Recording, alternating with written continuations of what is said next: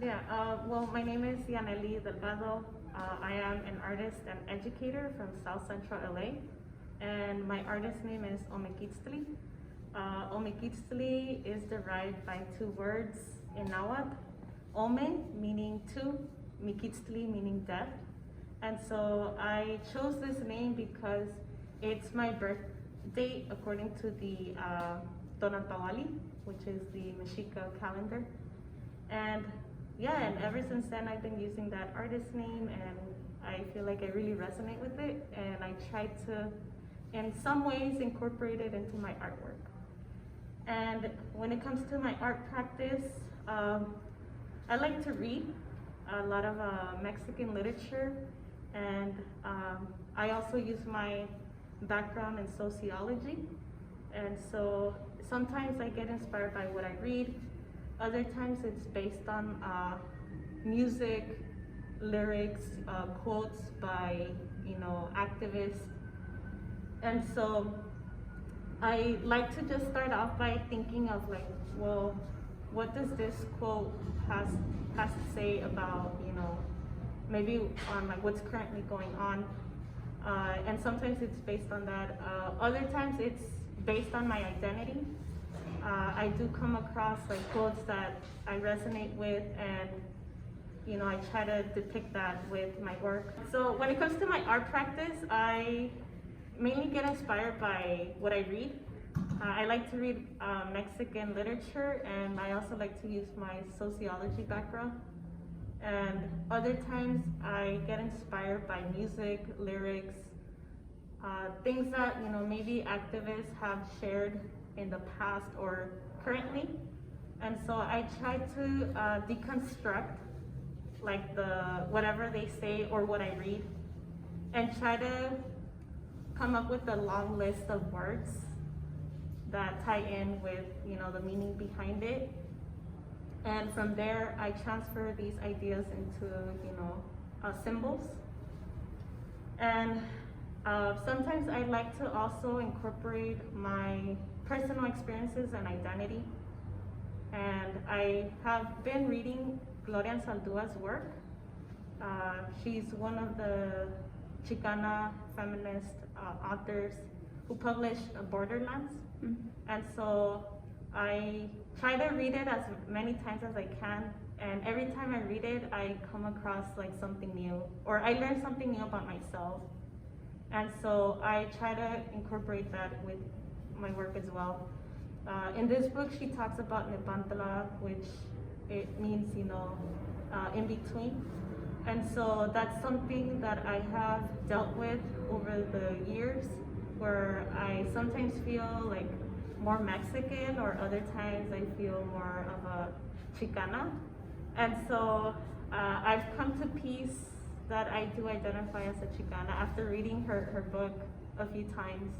And so I try to resonate that with my current work, and I feel like it has evolved.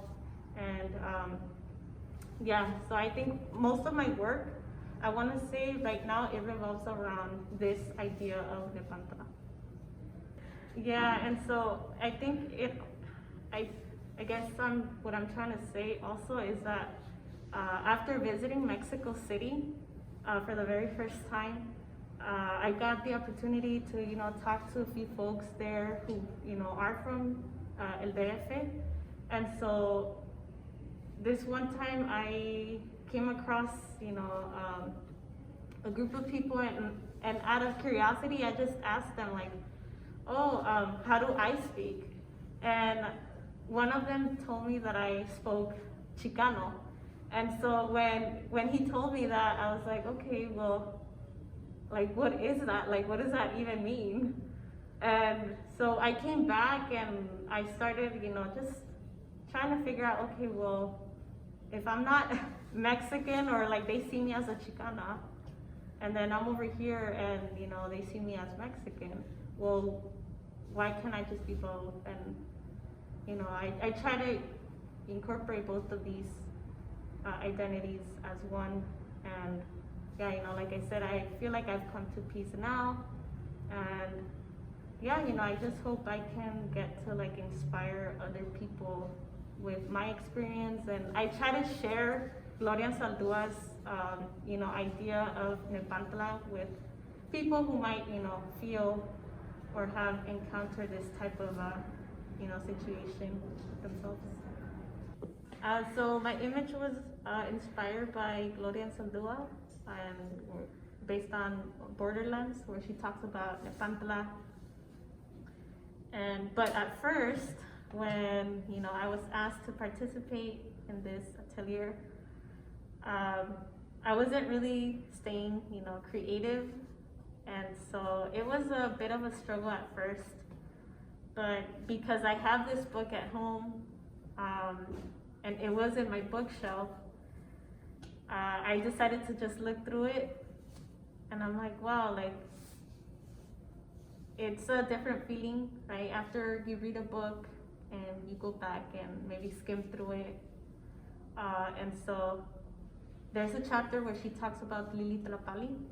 Tlilli Tlapalli translates to black and red ink. And so I started making the connections, right, with the Mexica codices. If you notice, like, there's some images where it has, black and red ink. And so the more I started looking at these images, I started noticing, like, other colors that they incorporated. And so I have always been fascinated by them, by the codices, and I wanted to create something with that.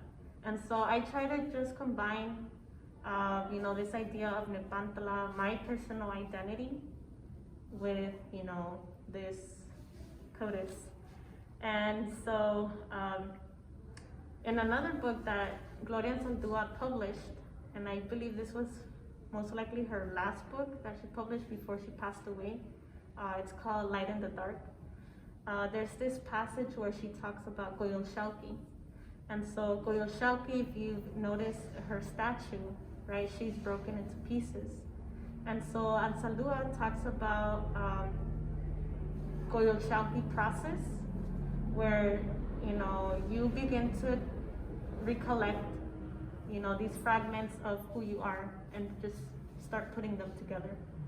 And so I wanted to incorporate that as well in my work. I have some fragments of who I am in each box, and I hope that by looking at this print, others can get an idea of who I am, and who knows, maybe they can resonate with it as well, or might get intrigued into learning more about this idea of Nepantla.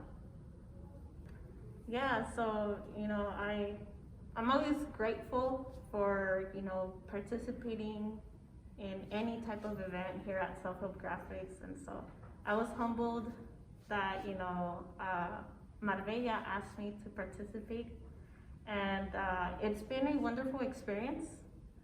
And I think just having Dewey here helping me through the process, and also Gabby with the colors, which I feel like I would not have gotten the right colors for my print. I think it really helped my print, and I'm really excited to share it with everyone, and I'm just happy to be here and share space with other artists and get inspired by them.